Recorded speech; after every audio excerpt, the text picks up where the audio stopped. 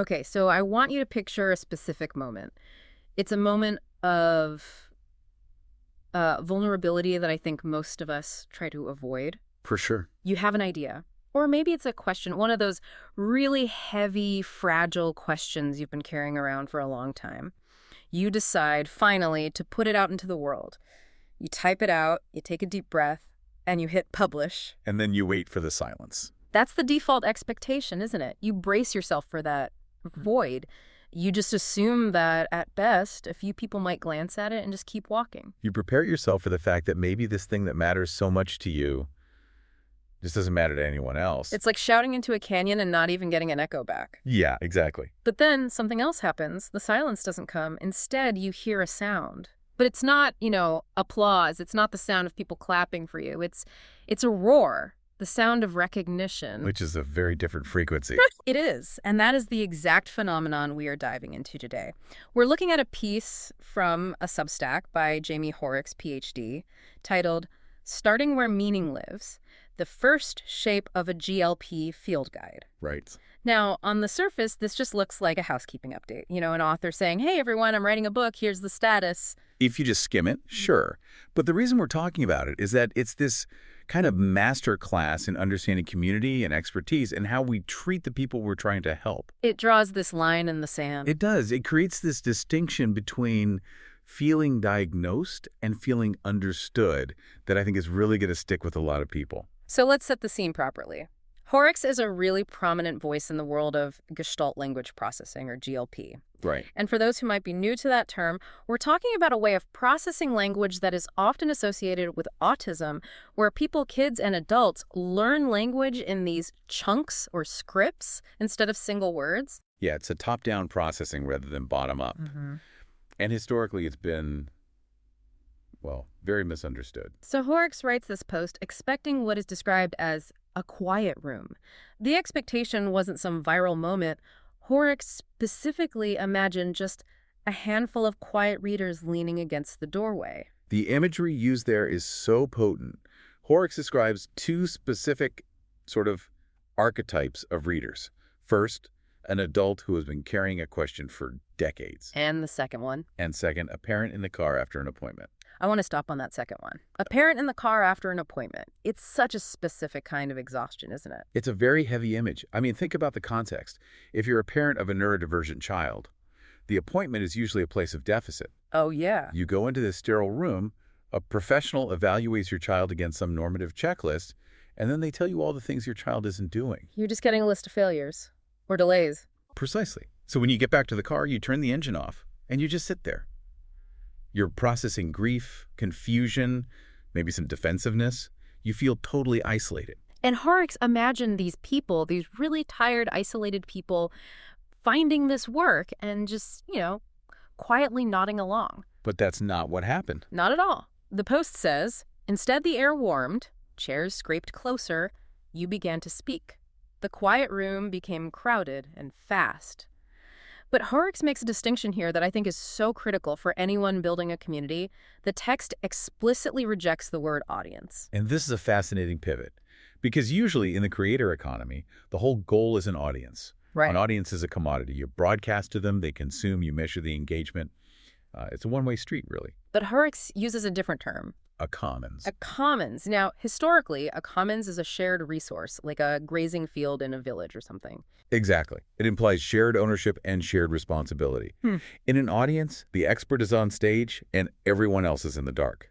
In a commons, everybody is in the light together. And the piece says, I keep returning to the image of a commons, a table where maps are unfolded and corrected by many hands. Let's talk about that map metaphor, because it is doing a lot of heavy lifting. Maps unfolded and corrected by many hands. I mean, if Hoerricks is the PhD, the expert, shouldn't Hoerricks be the one holding the pen? Well, in the traditional academic model, yes. The expert draws the map, hands it to you, and says, follow this path. But in the world of neurodiversity, and especially GLP, the experts have been using the wrong map for decades. They've been using a map of disorder to navigate a territory of difference? Exactly. So the people correcting the map. They're the people living in the territory. They are. The parents who see their kids communicating in ways the textbooks say is impossible. The autistic adults who can finally explain why they use scripts to communicate emotion. When Hoerricks opens the map on the table, it's an act of humility. It's saying, I understand the theory. But you understand the terrain. So tell me where the road is closed. That's a risky move for an expert, isn't it? To basically crowdsource the validity of your own work. It's incredibly risky if you're trying to protect your ego. But if you're actually trying to find the truth, it's the only way to do it. And that energy, that collaboration, is why the response wasn't applause. Hoerricks notes that the comments felt less like applause and more like recognition. People finding one another across a long field. It just shatters the isolation of that parent in the car. Suddenly, you're not the only one dealing with this. There is a whole commons of people with the same map you have. Which brings us to the core of why this piece and this whole project struck such a nerve. Right. And this is where we need to get into the language we use to talk about people. Hoerricks writes that the readers were hungry, but not for data. They were hungry because they finally heard a word that sounded more like description than verdict. And this is the crux of the entire piece. We really need to unpack the weight of those two words, verdict versus description. In a medical setting, you'd think they were the same thing, right?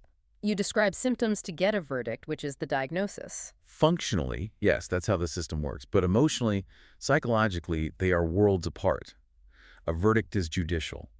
It comes from a place of authority judging a subordinate. Guilty, not guilty. Exactly. Or in this context, disordered, delayed, non-compliant. A verdict always carries a sentence. It implies a fixed state of being that is almost always negative. It defines the entire person by their problem. It does. When a parent is told your child has a severe language delay and meaningless echolalia, that is a verdict. It shuts down all curiosity. It says, this thing is broken. And description. Description is. Yeah. It's anthropological, just observation without judgment. It looks at the very same behavior. The child repeating a movie line, and instead of calling it broken, it says the child is using a script from Finding Nemo to express anxiety about separation. That is a completely different experience for the parent. It validates their reality. It changes the entire framework from what is wrong with you to how do you work. Description says, I see you. I see the logic in your behavior. I understand the landscape you're walking through. So when Hoerricks provided description of GLP, it wasn't just information. It was validation. It was oxygen. It was. For families who have been suffocating under these verdicts of deficits and disorders, having someone simply describe their reality accurately is just. It's incredibly healing. It turns the parent from a fixer of a broken child into a guide for a developing one. Which explains the intensity of the response, that roar we talked about. And naturally, in our economy, when people find something valuable, they want to buy it. The comments section filled up with, shut up and take my money, write the book, we need this yesterday. Which is a pretty good problem to have, usually. Usually.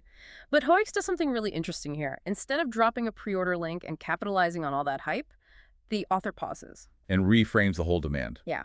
The text says, it is a kind of covenant, not a demand for product, but a hope for shelter. Covenant is a very heavy word to use in a blog post. It has these religious, almost ancient connotations. It does. I mean, it feels a bit dramatic for a book announcement, doesn't it? You'd think so, but I don't think it is. Not given the stakes we just talked about.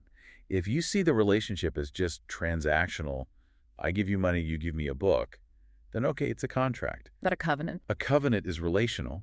It's a bond. It implies a mutual promise of care. And the hope for shelter part. That connects right back to the verdict. If the outside world, the schools, the doctors, society at large, is raining verdicts down on you, you need shelter. You need a place where you're described, not judged. Yes. And Hoerricks is acknowledging that this book isn't just a commodity. It's meant to be a safe house. There's this specific test mentioned for the book. It's called the kitchen table test. And the goal is to create something that might sit on a kitchen table and make a difficult morning gentler. I love the pragmatism of that. It's so grounded.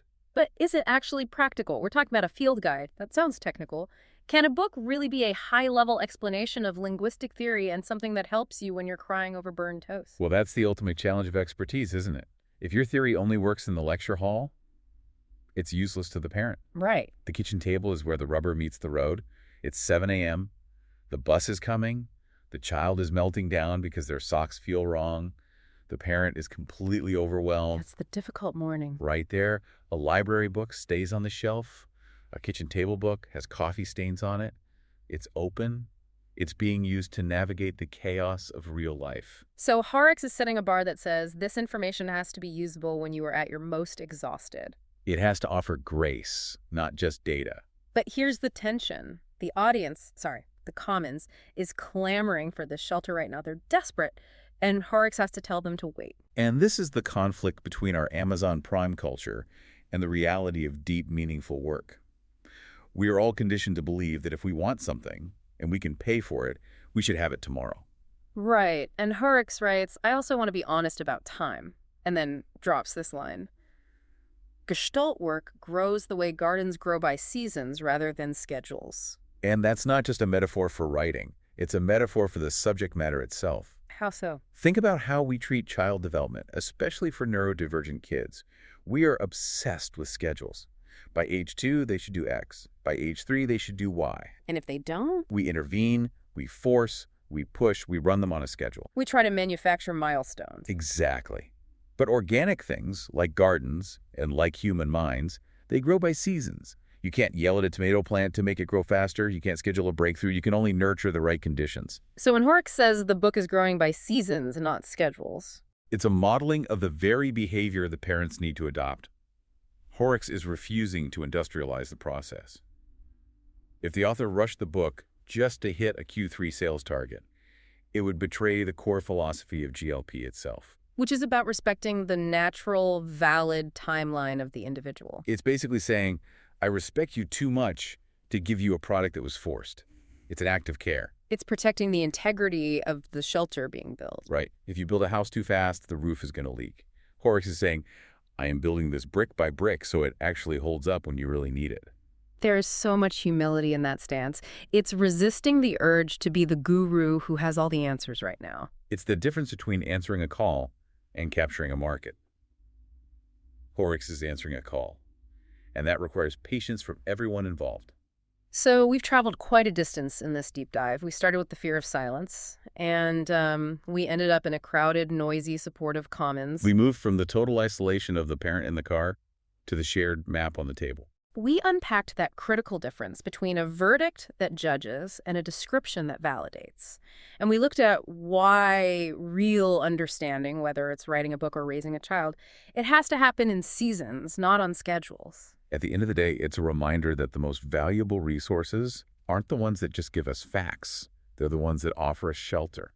So I want to leave you with a thought to chew on this week. We live in a world that absolutely loves schedules. We love deadlines, quarterly goals, milestones. But this piece really challenges us to look at things differently. Right. If you stopped treating your own growth, or your child's growth, or maybe your team's growth as a project to be managed, and started treating it like a garden, what would you stop doing today? And, maybe more importantly, who are you inviting to sit at the table with you to help you correct your map? Because the chairs are scraping closer. You don't have to sit there alone. Thanks for listening to The Deep Dive. We'll catch you in the next one.